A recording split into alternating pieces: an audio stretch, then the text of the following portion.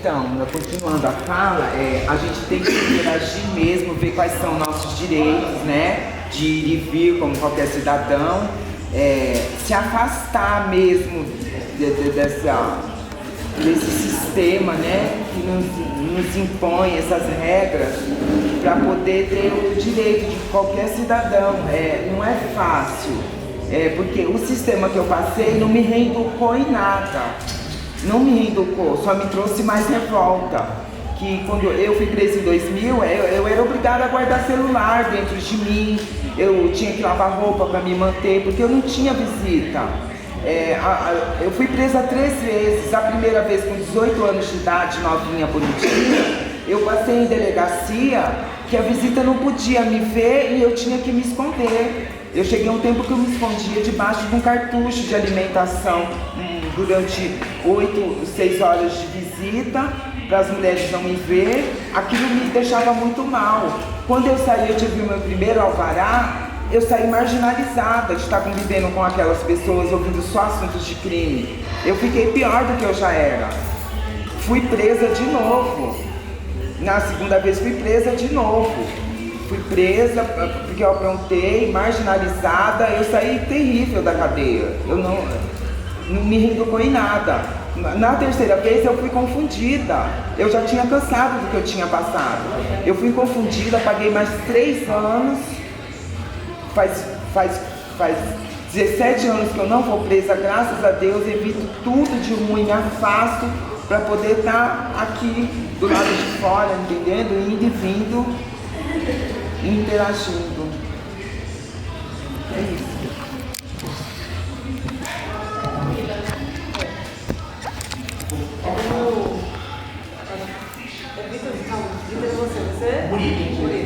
Como o Bonito estava falando, não é uma competição de quem sofreu mais, né? Todo mundo pode colocar todas as vulnerabilidades de diversas formas, de saúde, mentalmente, fisicamente.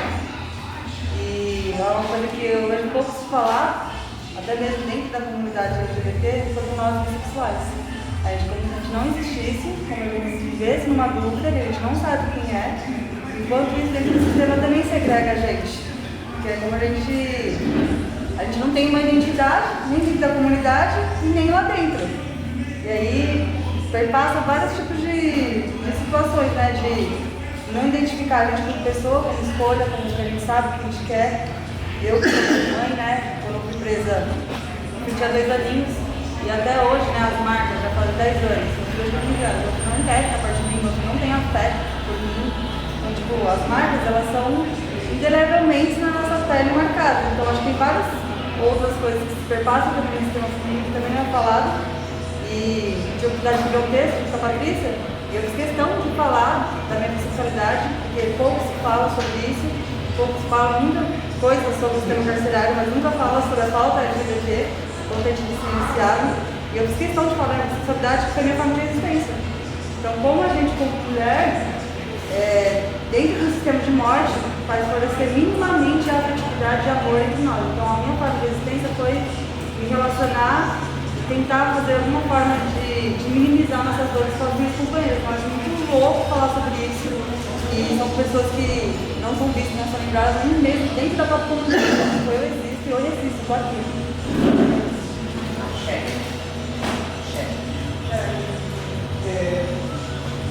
Teve uma ocasião bem nos anos 90, antes de eu ir embora para a Itália, eu trabalhei um tempo em São José dos Campos, na Rua Vilaça. Para quem conhece, ela é uma rua como se fosse um H, entendeu? Ela era bem curta. E na esquina de cima era uma concessionária de um cara muito rico. E essa concessionária não tinha muros. E como lá também a população de moradores de rua é bem grande, eles defecam, eles mijam lá, né? E aconteceu numa noite, deu com a Samanta, que é uma transmulata muito grande. Nós chegamos na esquina para trabalhar, isso por volta de 8 horas da noite, e ela falou, eu vou fazer um xixi. E na hora que ela agachou para fazer xixi, o dono da concessionária estacionou um carro importado caríssimo, que eu nem me recordo qual é o carro, e ele começou a gritar: seu macaco, vocês, seus viados, vocês que estão sujando a minha concessionária, só vendia carro importados. E aí ela discutiu muito com ele, quase em vias de fato na mão, né? Eu chamei a polícia e falei, aí chegou 4 viaturas com um coronel no meio. Isso era não era militar e nem metropolitana, era polícia civil.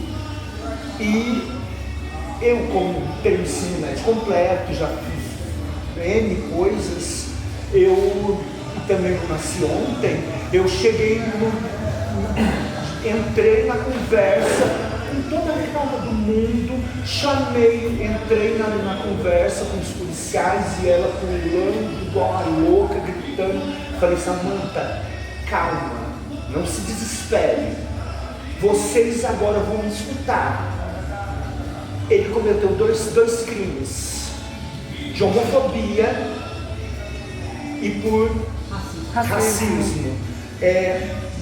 Eu quero que você abra, virei e falei pro Marechal, eu quero que você abra um boletim de ocorrência contra esse cidadão, porque esse cidadão cometeu 2 crimes. Ele está chamando, e é inafiançável. Aí todos os policiais, e falei, tem ensino médio completo, tem técnico de enfermagem, já fiz auxiliar administrativo, eu tenho conhecimento de leis.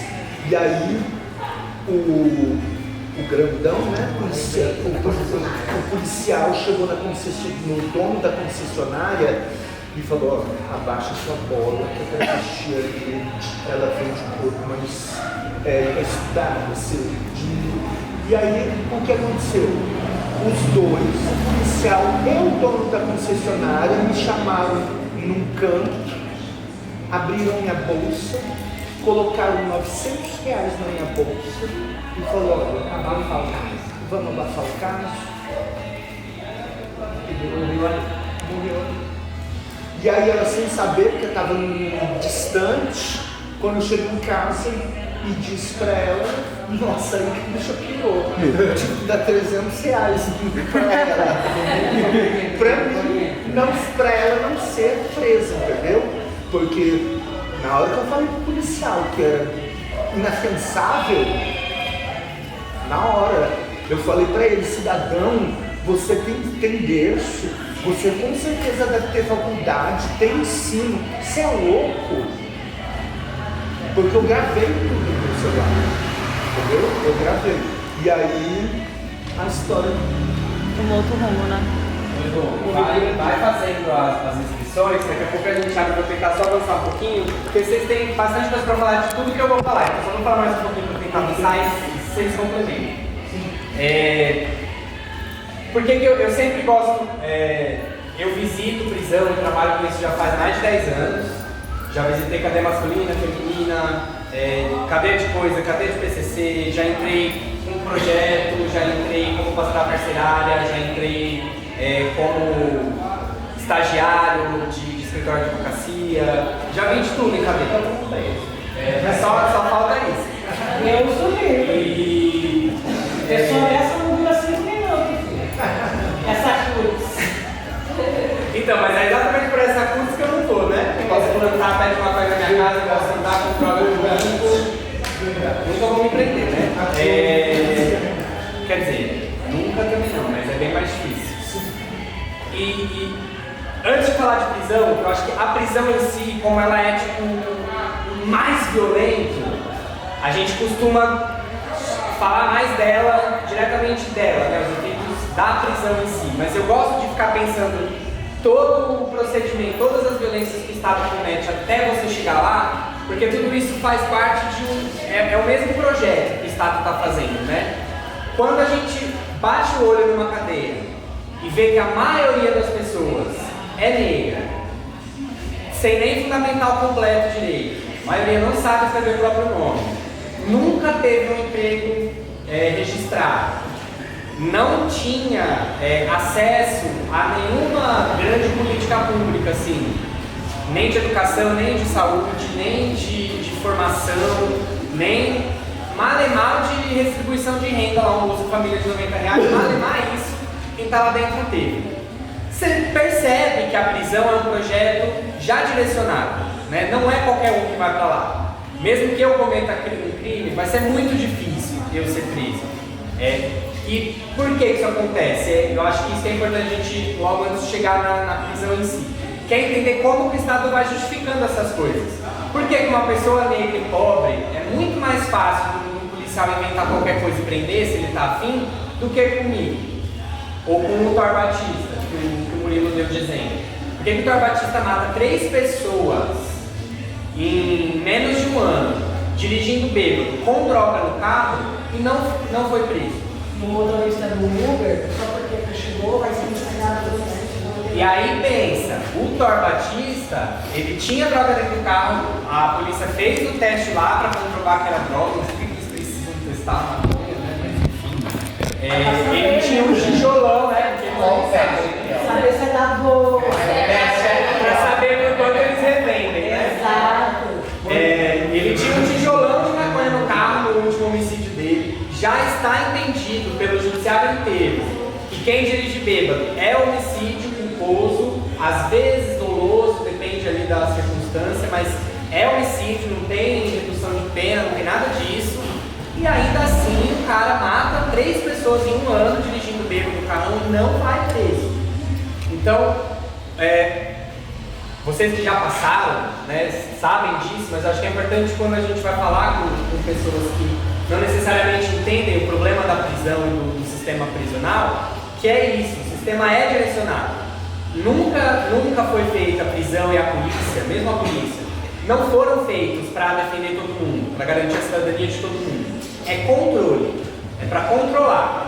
Às vezes é para controlar realmente quem causou dano a alguém, mas a maior parte das vezes é para controlar pessoas que o sistema não está afim que fiquem se virando do jeito que pode, né? Algumas coisas que eu notei dentro dessas mais de 100 decisões que eu olhei. O nome social de ninguém é respeitado, de nenhuma das travestis. Mais recentemente, então, às vezes um documento que a gente pode assinar como mulher, que eles batem na gente, você não vai assinar. Às vezes eles colocam vulgo, mas é primeiro de registro, depois vulgo Silvana, entendeu? Mas dentro da cadeia nunca é respeitado. É mona pra lá e mona pra cá, ou viado mesmo. Mais recentemente, quando você olha lá nos processos, aparece primeiro o nome social e depois embaixo de registro. Mas só no papelzinho do site, porque é o site que coloca na ordem do sistema. Quando você vai conversar com o juiz, ou falar com qualquer policial, ou mesmo com o Pinheiros 2, que é a referência, onde falam que deixa o cabelo comprido e tal, também é mais ou menos. Não é todo carcereiro que respeita o nome social, sempre que eu visito Pinheiros quase todo fim de semana. Não é todo carcereiro que respeita o nome. A Savana estava de cabelo raspado, não deixaram o cabelo dela comprido, não sei, não deu tempo de eu falar com ela, não sei se rasparam na delegacia, se ela quis raspar, não sei. Mas assim, não estava de cabelo comprido. A única cadeia que a gente toma banho do gosto é rafinha de água. O pessoal liga a água lá, 2 minutos. A comida parece que melhorou um pouquinho, ali no Pinheiros 2 estava vindo podre até no passado, parece que agora não está vindo podre mais. Mas é salsicha todos os dias. Mas eu não como mais. Eu só sei o carnaval, sei lá o que tem salsicha. Salsicha, né, cara? Não tem acesso ao nome. A Savana, por exemplo, como é o caso da maioria das pessoas, a Savana ainda como está com um advogado, ainda consegue mais rápido. Mas pessoas com HIV para conseguir o remédio, mais de anos sem tomar, sem fazer exame, sem pegar acesso simples lá.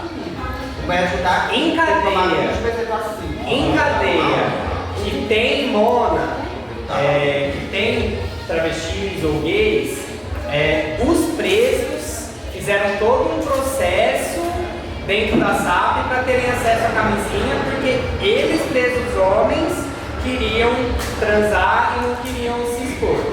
Só por isso que começou a ter acesso à camisinha, e também não é em toda a cadeia, não é para todo mundo. Depende muito do diretor e dos índices de ISP que tiver lá aparecendo no site da SAP. Quando fica muito alto, eles começam a distribuir e fazer teste.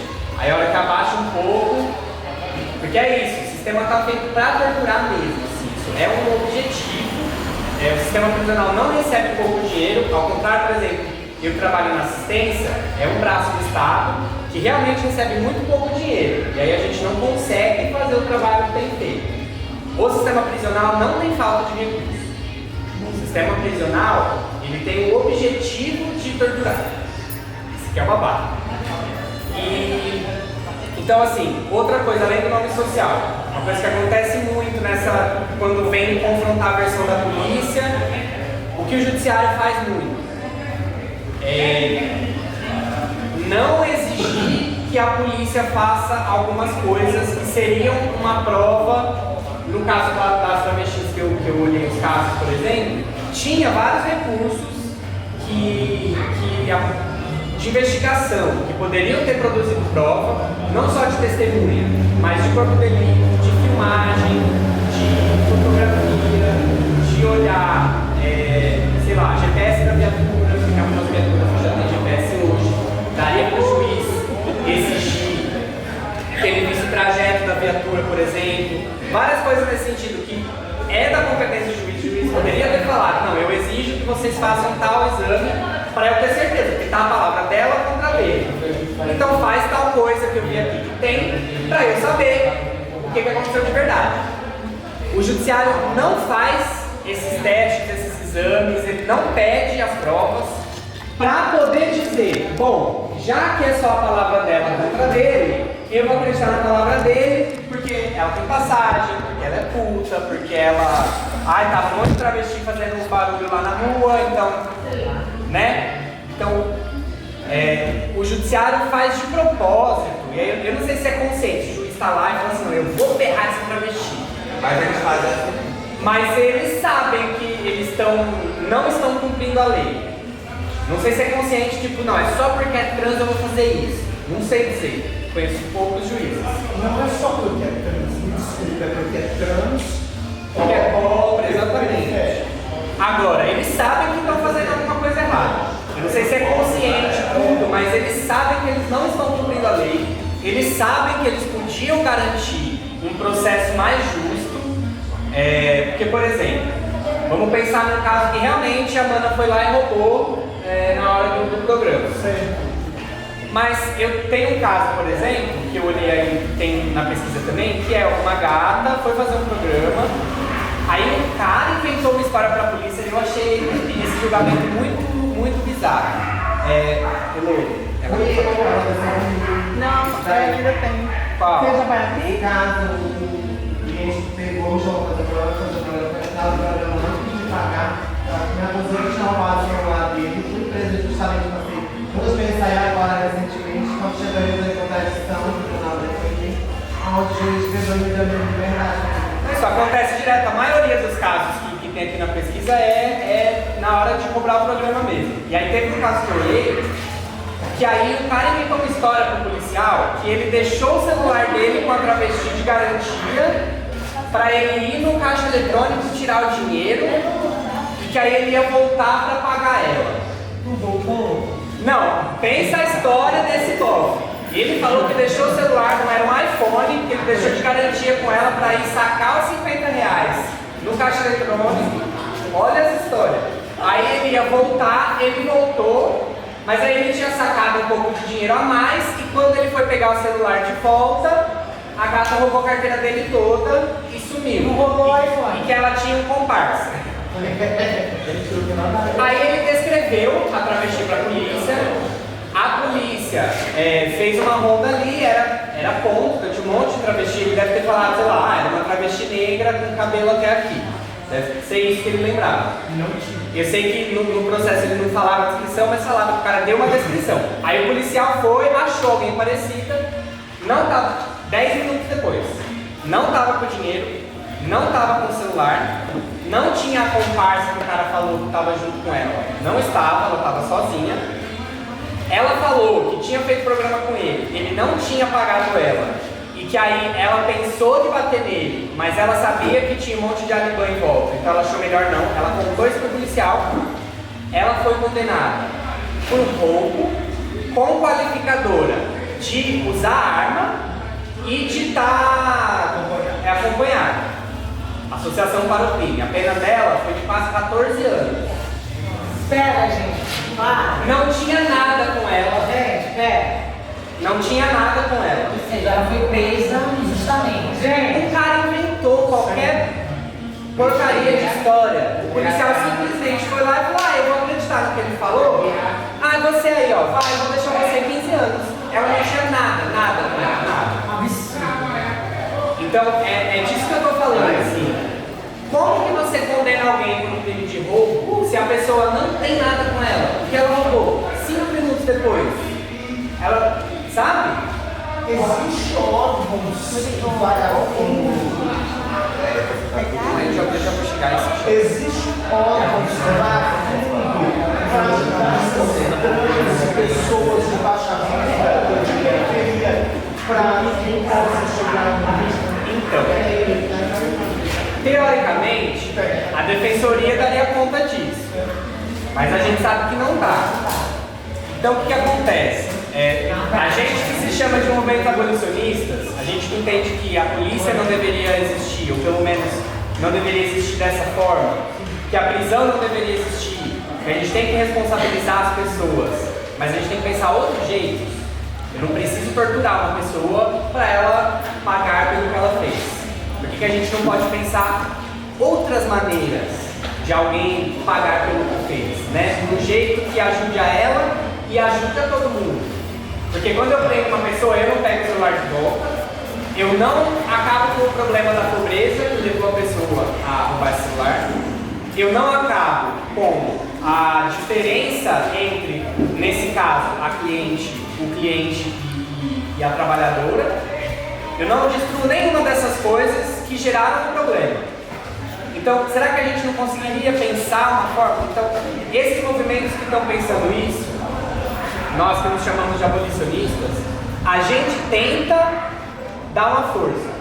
Então, a gente encontra alguns advogados, algumas advogadas, coloca na rede, aparece um caso, a gente encaminha, a gente estreita as nossas relações de um jeito crítico, porque a gente sabe que as instituições são ruins, mas a gente tenta manter um diálogo com a Defensoria, com o Ministério Público, para tentar diminuir os problemas. A gente pensa isso aqui, outros espaços e outros jeitos da gente conversar e resolver as coisas, a gente aprender a se defender. Então, existem pessoas e movimentos tentando tapar esses buracos. Eu não sei se você sabe, o único caso de processo civilizatório que ela colocou, seria esse processo civilizatório, demorou 25 anos para chegar à segunda instância. Na segunda, o Estado recorreu. Quando chegou na terceira, demorou 30 anos. E quando ele finalmente foi ganhar R$1 milhão do Estado, por indenização incorreta. Então, assim, são 30 anos para você conseguir. Não, e hoje em dia já reverteram essa decisão, porque o STJ tinha falado realmente que quando é uma prisão injusta, o Estado tem que ressarcir. Aí começou a aparecer um monte de casos, porque o Estado brasileiro prende muita gente injustamente. Aí o próprio STJ falou: não, mas peraí, a gente não vai ter dinheiro para pagar todo esse povo que a gente prendeu injustamente. Então não pode mais indenizar. Ao invés deles falarem: não, então vamos repensar como que está a polícia, por que estão prendendo tanta gente sem necessidade, eles falaram: não, então para de pagar. Foi isso que o STF e o STJ decidiram.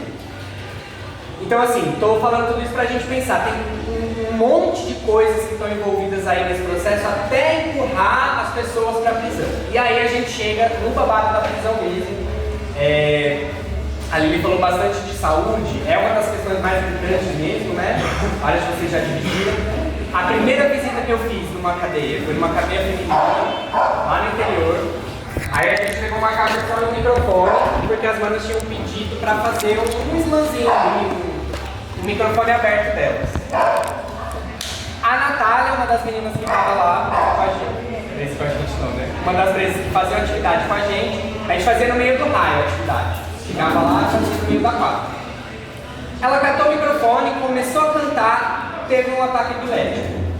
Começou a se debater, teve uma convulsão. E aí as outras meninas falaram, não, mas isso ela tem sempre, calma, só vira, puxa a língua, tal, espera passar. Eu assim, gente, mas... Primeira vez que eu tinha entrado numa cadeia. Gente, mas calma, a gente tem que chamar os guardas. Eu falei, não chama não, pera, calma. Só que ela ficou convulsionando muito tempo. Ela ficou tipo uns 5 minutos em convulsão. Eu falei, mano, não dá, tipo, já passou muito tempo delas, não, realmente dessa vez tá muito longo, chama os homens. Algemaram ela, pé e mão, ainda convulsionando, jogaram ela no porta-malas do carro, da viatura, e saíram, não deixaram nenhum de nós, era um grupo de estudantes, tinha gente de serviço social, tinha gente de direito, não deixaram ninguém acompanhar, não falaram para onde levaram ela, não deram o nome completo dela para a gente poder pesquisar para onde ela foi, e ela nunca mais apareceu. A gente entrou procurou a defensoria da cidade e tal, aí a SAP falou que transferiu ela para uma outra unidade que era mais próxima do hospital, porque quando ela tivesse, ela podia ir. Isso há 11 anos atrás. Semana passada eu estava no Pinheiros 2, num raio masculino, mas que tem um monte de bicha. E uma menina também começa a convulsionar. Então eu fiquei aqui na minha cabeça, 11 anos depois, a cadeia está exatamente igual.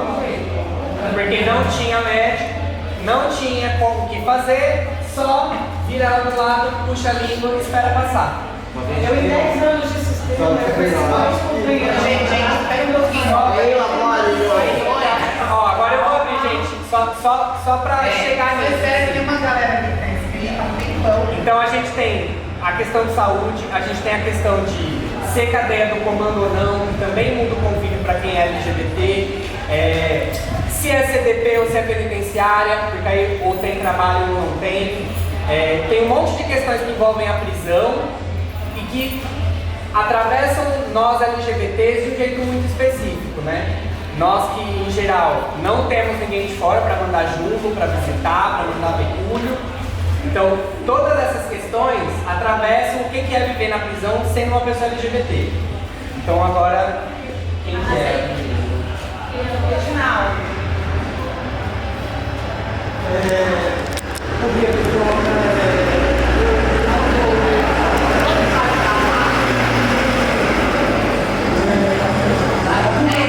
Algumas pessoas radical, desculpa a minha palavra, mas eu acho que...